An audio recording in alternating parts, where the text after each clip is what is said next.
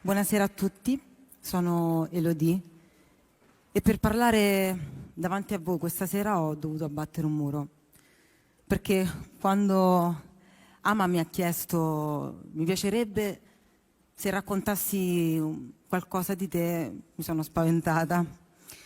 Parlare in pubblico non mi ha mai messa molto a mio agio, però poi ho riflettuto sul fatto che tutte le volte che sono riuscita ad abbattere un muro sono successe delle cose molto belle nella mia vita. Allora ho deciso di darmi una possibilità e raccontarvi un pezzo di me. Io vengo da un quartiere popolare di Roma, un contesto di borgata, una realtà onesta, crudele ma anche straordinaria, dove ci sono persone anche giustamente demoralizzate e arrabbiate, ed io ero una di quelle.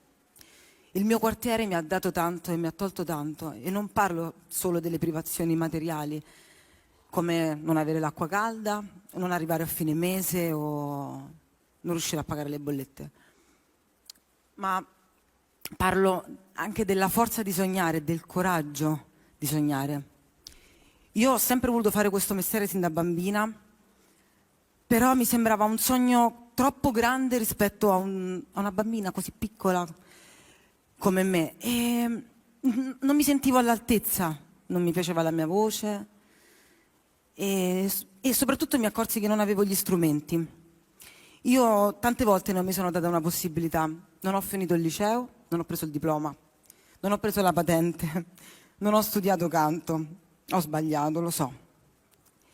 Però è difficile in certi contesti riuscire a focalizzarsi su quello che vuoi essere da grande, veramente, qual è il tuo sogno, che cosa puoi fare di te.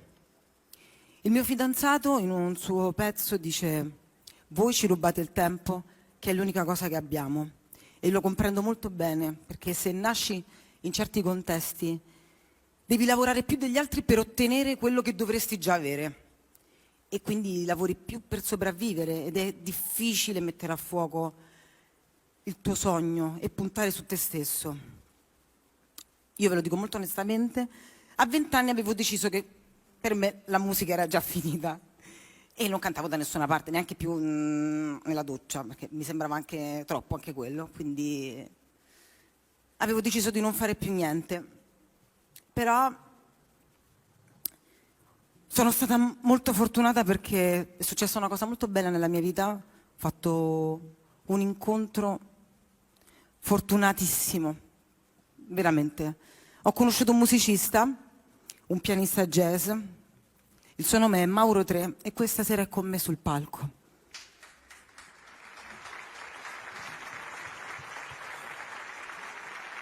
Aspetta che mi... Aiuto! Allora, ci tenevo a ringraziarti in uno dei miei momenti più importanti, che non so che cosa accadrà poi nella mia vita. E volevo dirti grazie perché mi hai dato una possibilità dove non me la sono data io. E cazzo, è importante, capisci che tutti ci meritiamo un momento importante nella vita, e tu mi hai fatto amare il jazz, e ovviamente non mi sentivo all'altezza neanche del jazz, perché era troppo elegante per me, era troppo alto, era troppo raffinato, pensavo fosse snob, e invece al jazz non interessava da dove arrivassi, perché il pregiudizio è degli esseri umani, ed io sono stata la prima ad avere un pregiudizio su me stessa, e questo è sbagliato. Quindi ti ringrazio dal profondo del cuore, veramente. E quello che volevo dire, scusate, sono un po' in difficoltà. Scusate. Quello che mi ha insegnato Mauro, la vita e la musica, è che non bisogna sempre sentirsi all'altezza delle cose. L'importante è farle, avere il coraggio di fare delle cose, e poi si aggiusta in corsa. Cioè non si possono fare le cose.